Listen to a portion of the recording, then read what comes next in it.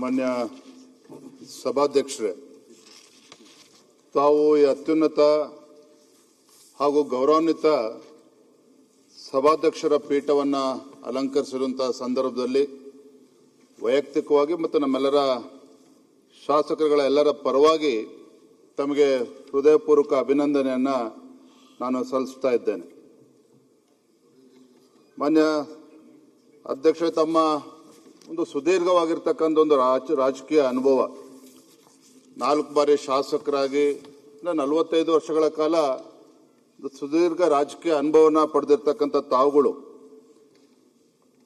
ಶಿಕ್ಷಣ ಕ್ಷೇತ್ರದ ಮುಖೇನ ಇವತ್ತು ಗ್ರಾಮೀಣ ಭಾಗದಲ್ಲಿ ಆರೋಗ್ಯ ಮತ್ತು ಶಿಕ್ಷಣ ಕ್ಷೇತ್ರಕ್ಕೂ ಕೂಡ ಒಂದು ಕೊಡುಗೆಯನ್ನು ನೀಡಿರ್ತಕ್ಕಂಥ ತಾವುಗಳು ಒಂದೇ ಮಾತಿನಲ್ಲಿ ಹೇಳಬೇಕು ಅಂತ ಹೇಳಿದ್ರೆ, ರಾಜಕಾರಣದಲ್ಲಿ ಯಾವುದೋ ಒಂದು ಕಪ್ಪು ಚುಕ್ಕೆ ಇಲ್ದೇನೆ, ಒಂದು ಕ್ಲೀನ್ ಸ್ಲೇಟ್ ಅಂತ ಹೇಳ್ತೇವೆ, ರಾಜಕಾರಣದಲ್ಲಿ ಯಾವುದೋ ಒಂದು ಕಪ್ಪು ಚುಕ್ಕೆ ಇಲ್ದೇನೆ ತಮ್ಮದೇ ಆದಂಥ ಒಂದು ವ್ಯಕ್ತಿತ್ವನ ಇರ್ತಕ್ಕಂಥ ತಾವು ಇಷ್ಟೆಲ್ಲ ಅನುಭವ ಇದ್ದು ಇವತ್ತು ಈ ಸ್ಥಾನ ಸಿಕ್ಕಿರ್ತಕ್ಕಂಥದ್ದು ನಮ್ಮೆಲ್ಲರೂ ಕೂಡ ತುಂಬ ಸಂತೋಷ ಆಗಿದೆ ಅಂತೇಳಿ ಹೇಳ್ತಾ, ಪ್ರಥಮವಾಗಿ ಹಿರಿಯರಾಗಿರ್ತಕ್ಕಂಥ ಹಿರಿಯ ಸಚಿವರಾಗಿರ್ತಕ್ಕಂಥ ಪರಮೇಶ್ವರ್ ಅವರು ಕೂಡ ನಾವು ಈ ರೀತಿ ನಡ್ಕೊಳ್ಬಾರ್ದಿತ್ತು ಅಂತೇಳಿ ವಿರೋಧ ಪಕ್ಷದ ವಿಚಾರವಾಗಿ ಹೇಳಿದ್ರು.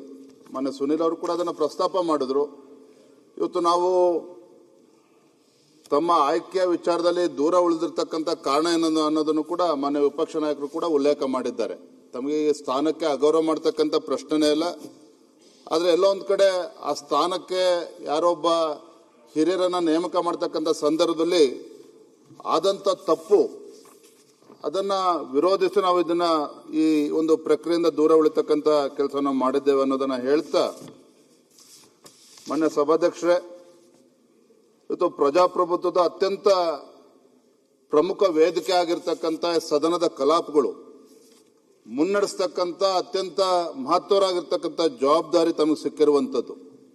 ನಾವು ಇವತ್ತು ಸದನದಲ್ಲೇನೋ ಶಾಸಕರುಗಳು ಕೂತಿದ್ದೇವೆ, 223 ಶಾಸಕರುಗಳು ಇವತ್ತು ನಮ್ಮ ಕ್ಷೇತ್ರದ ಪ್ರತಿನಿಧಿಗಳಾಗಿ ನಮ್ಮ ಕ್ಷೇತ್ರದ ಜನರ ಒಂದು ಆಶಯವನ್ನ, ನಿರೀಕ್ಷೆಗಳನ್ನ ಮತ್ತು ಸಮಸ್ಯೆಗಳನ್ನ ಈ ಸದನದ ಮೂಲಕ ವ್ಯಕ್ತಪಡಿಸ್ತಕ್ಕಂಥ ಒಂದು ಮಹತ್ತರವಾಗಿರ್ತಕ್ಕಂಥ ಈ ಸದನ, ಈ ಸಂದರ್ಭದಲ್ಲಿ ಈ ಸದನದ ಘನತೆ, ಈ ಸದನದ ಒಂದು ಗೌರವ ಮತ್ತು ಸಂಸದೀಯ ಪರಂಪರೆಯನ್ನು ಕಾಪಾಡ್ತಕ್ಕಂಥ ಒಂದು ಪವಿತ್ರ ಕೆಲಸ ಇವತ್ತು ಸಭಾಧ್ಯಕ್ಷ ಸ್ಥಾನ ಅಂತ ನಾವೆಲ್ಲರೂ ಕೂಡ ಭಾವಿಸಿದ್ದೇವೆ.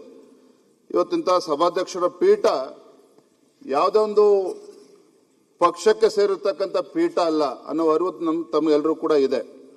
ಆದರೆ ಈ ಪೀಠ ಪ್ರಜಾಪ್ರಭುತ್ವದ ಮತ್ತು ಜನರ ವಿಶ್ವಾಸದ ಪೀಠ ಆಗಿದೆ ಅಂತ ಅನ್ನೋದಕ್ಕೂ ಕೂಡ ನಾನು ಹೇಳೋದಕ್ಕೆ ಇಚ್ಛಪಡ್ತೇನೆ. ಹಾಗಾಗಿ ಆಡಳಿತ ಪಕ್ಷ ಆಗಲಿ ಪ್ರತಿಪಕ್ಷ ಆಗಲಿ ಪ್ರತಿಯೊಬ್ಬ ಸದಸ್ಯರು ಕೂಡ ತಮ್ಮದೇ ಆದಂಥ ಒಂದು ಅಭಿಪ್ರಾಯವನ್ನ ವ್ಯಕ್ತಪಡಿಸೋದಕ್ಕೆ ಮುಕ್ತ ಅವಕಾಶ ಸಿಗಬೇಕು ಅಂತಕ್ಕಂಥ ಆಶಯ ಎಲ್ಲರದ್ದು ಕೂಡ ಇದೆ. ಇಂಥ ಸಂದರ್ಭದಲ್ಲಿ ಸದನದ ನಿಯಮ, ಸಂಸದೀಯ ಒಂದು ಸಂಪ್ರದಾಯ ಮತ್ತು ಶಿಸ್ತನ್ನ ಕಾಪಾಡ್ತಕ್ಕಂಥದ್ದು ಕೂಡ ಅಷ್ಟೇ ಮುಖ್ಯ. ಹಾಗಾಗಿ ತಾವು ಯಾವುದೇ ಒಂದು ಪಕ್ಷಪಾತವಿಲ್ಲದೆ ಎಲ್ಲ ಸದಸ್ಯರಿಗೂ ಕೂಡ ಒಂದು ಸಮಾನ ಅವಕಾಶ ನೀಡಿ ಸದನದ ಘನತೆಯನ್ನ ಎತ್ತಿಡ್ತಕ್ಕಂಥ ಮತ್ತು ಅತ್ಯಂತ ಸಮತೋಲನದಿಂದ ಕಲಾಪವನ್ನ ಮುನ್ನಡೆಸ್ತೀರಿ ಅಂತಕ್ಕಂಥ ಸಂಪೂರ್ಣ ವಿಶ್ವಾಸ ನಮಗಿದೆ. ಮತ್ತೆ ಬಹಳ ಮುಖ್ಯವಾಗಿ ಏನು ಪ್ರಜಾಪ್ರಭುತ್ವದ ದೇಗುಲ ಅಂತ ನಾವೇನು ಕರಿತೇವೆ, ಈ ಸದನದಲ್ಲಿ ಈ ನಾಡಿನ ರೈತರ ವಿಚಾರಗಳಿರ್ಬೋದು, ಕೂಲಿ ಕಾರ್ಮಿಕರ ವಿಚಾರ ಇರ್ಬೋದು, ಅದೇ ರೀತಿ ಯುವಕರ ಮತ್ತು ಮಹಿಳೆಯರ ವಿಚಾರಗಳಿರ್ಬೋದು, ವಿದ್ಯಾರ್ಥಿಗಳ ವಿಚಾರ ಇರ್ಬೋದು, ಮತ್ತು ಎಲ್ಲ ಸಮಾಜದ ಎಲ್ಲ ವರ್ಗಗಳ ಸಮಸ್ಯೆಗಳಿಗೆ ಈ ಸದನ ಧ್ವನಿಯಾಗಬೇಕಾಗಿರ್ತಕ್ಕಂಥ ಜವಾಬ್ದಾರಿ ಇವತ್ತು ನಮ್ಮೆಲ್ಲರ ಮೇಲೂ ಇದೆ ಅನ್ನೋದನ್ನು ಕೂಡ ಈ ಸಂದರ್ಭದಲ್ಲಿ ಹೇಳ್ತಾ, ಆರೋಗ್ಯಕರವಾಗಿರ್ತಕ್ಕಂಥ ಚರ್ಚೆಗಳು, ರಚನಾತ್ಮಕವಾಗಿರ್ತಕ್ಕಂಥ ಚರ್ಚೆಗಳು ಹಾಗೂ ಜನಪರ ನಿರ್ಧಾರಗಳಿಗೆ ಈ ಸದನ ಸಾಕ್ಷಿ ಹಾಕಬೇಕಾಗ್ತದೆ. ಆ ನಿಟ್ಟಿನಲ್ಲಿ ತಾವು ಒಂದು ನ್ಯಾಯಾಧೀಶರ ಸ್ಥಾನದಲ್ಲಿ ಕೂತಿರ್ತಕ್ಕಂಥ ತಾವುಗಳು ಎಲ್ಲರ ಅಭಿಪ್ರಾಯಕ್ಕೆ ಮನ್ನಣೆನೂ ಕೂಡ ಸಿಗಬೇಕು. ಬಹಳ ಮುಖ್ಯವಾಗಿ ಇವತ್ತು ಆಡಳಿತ ಪಕ್ಷಕ್ಕೆ ಎಷ್ಟು ಜವಾಬ್ದಾರಿ ಇರ್ತದೋ ವಿರೋಧ ಪಕ್ಷಕ್ಕೂ ಕೂಡ ಅಷ್ಟೇ ಜವಾಬ್ದಾರಿ ಇರ್ತದೆ. ಹಾಗಾಗಿ ವಿರೋಧ ಪಕ್ಷಗಳಿಗೆ ಹೆಚ್ಚು ಅವಕಾಶನ ಕೊಟ್ಟು ಇವತ್ತು ಸದನವನ್ನ ನಡೆಸತಕ್ಕಂಥ ವಿಚಾರದಲ್ಲಿ ತಾವು ಕೂಡ ಸಹಕಾರ ಕೊಡಬೇಕು. ನಮ್ಮೆಲ್ಲರ ಸಹಕಾರ ಸಂಪೂರ್ಣ ಇರ್ತದೆ ಅನ್ನೋ ಮಾತನ್ನ ಈ ಸಂದರ್ಭ ಹೇಳ್ತಾ ಮತ್ತೊಮ್ಮೆ ಈ ಗೌರವವಾಗಿರ್ತಕ್ಕಂಥ ಸ್ಥಾನ ಅಲಂಕರಿಸಿದ ತಮಗೆ ಮತ್ತೊಮ್ಮೆ ಅಭಿನಂದನೆಯನ್ನ ಈ ಸಂದರ್ಭ ಸಲ್ಲಿಸ್ತೇನೆ. ನಮಸ್ಕಾರ. ಸನ್ಮಾನ್ಯ ಅಧ್ಯಕ್ಷರೇ,